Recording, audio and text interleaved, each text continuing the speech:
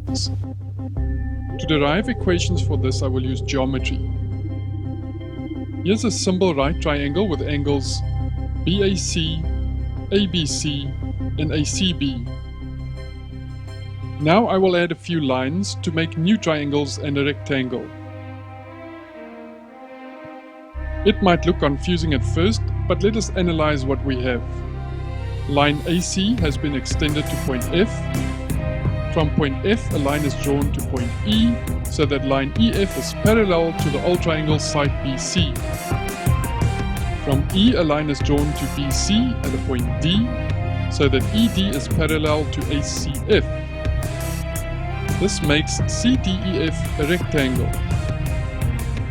A line drawn from B to E is perpendicular to line AE.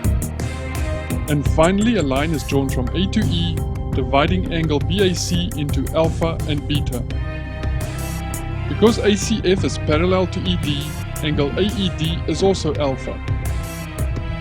And because angle BEA is 90 degrees or pi over 2 radians, angle BED is pi over 2 minus alpha radians. That leaves angle DBE also equal to alpha. Make sure you are comfortable with all the angles and parallel lines. Now in triangle ABC, the cosine of alpha plus beta equals AC over AB, adjacent over hypotenuse.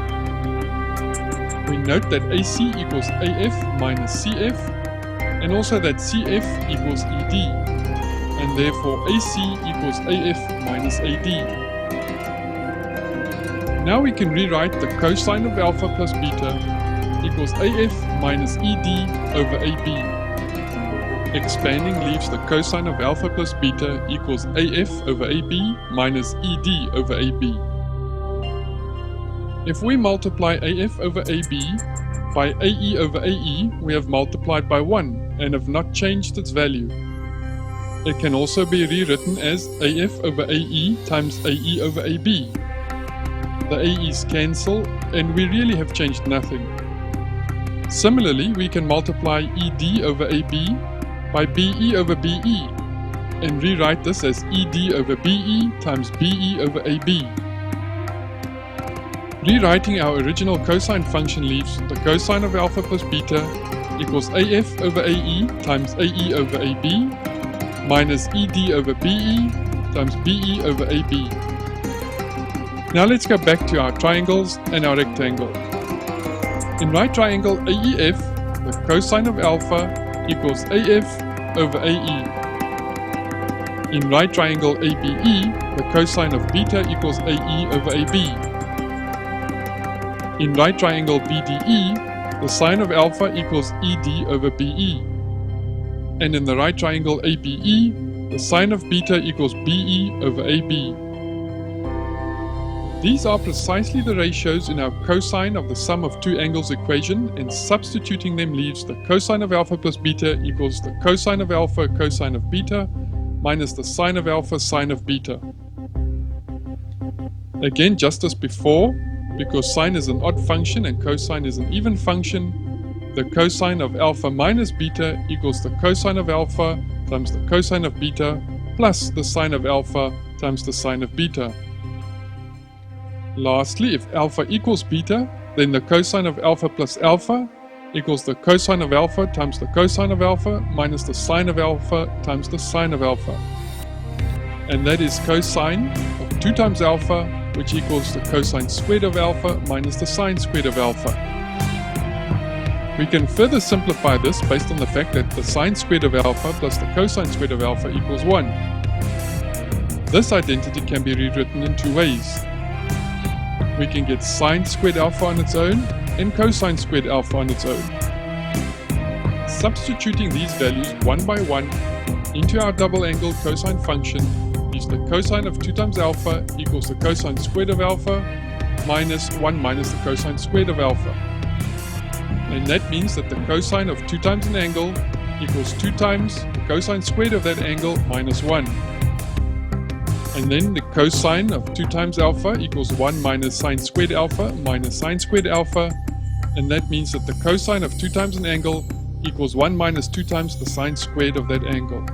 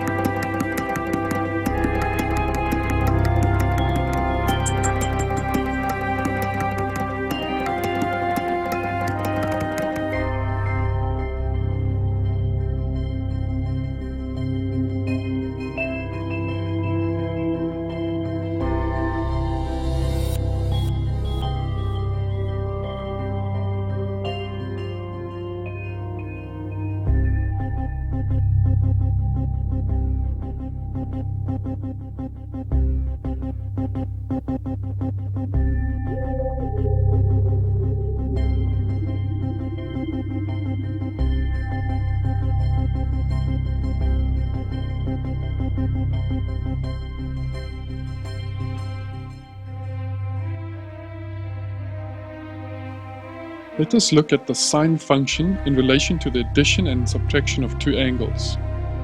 I have set up a scalene triangle not dissimilar to the ones you've seen before.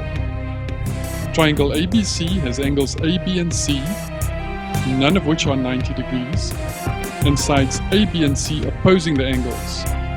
A line connects angle C with the side C in a perpendicular fashion at point P. Point P divides the side C into two sections. Appointing section AP a length of x leaves PB with a length of C minus x, so that summing the two parts AP and PB equals x plus C minus x, which is C. The line CP also divides angle C into two angles, named alpha and beta. Let's see what information we can get from the three triangles ABC, CAP and CBP. Firstly, by the sine relationship, the sine of C over C equals the sine of A over A, and that equals the sine of B over B. Since angle C is divided into alpha plus beta, we have the sine of alpha plus beta over C equals the sine of A over A equals the sine of B over B. In triangle CAP, the sine of angle A is opposite over hypotenuse, and thus the sine of A equals H over B. And the cosine of alpha is adjacent over hypotenuse, and thus the cosine of alpha equals H over B.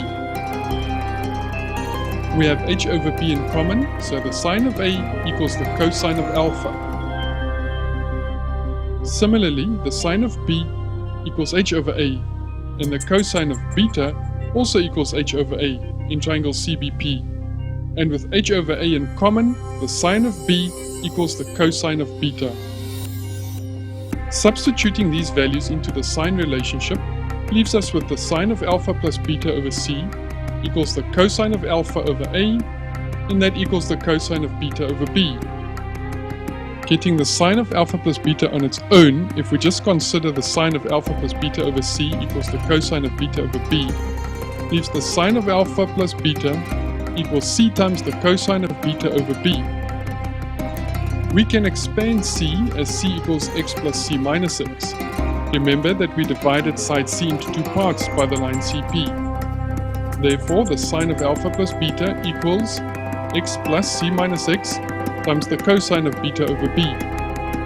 If we expand the product on the right side, we get the sine of alpha plus beta equals x times the cosine of beta over b plus C minus x times the cosine of beta over b. Remember that earlier we showed that the cosine of beta over b equals the cosine of alpha over a. If we substitute this equality into our last factor on the right, we have the sine of alpha plus beta equals x times the cosine of beta over b plus C minus x times the sine of alpha over a. Looking back at our triangle, we have in triangle CAP that the sine of alpha equals x over b, and in triangle CBP the sine of beta equals C minus x over a.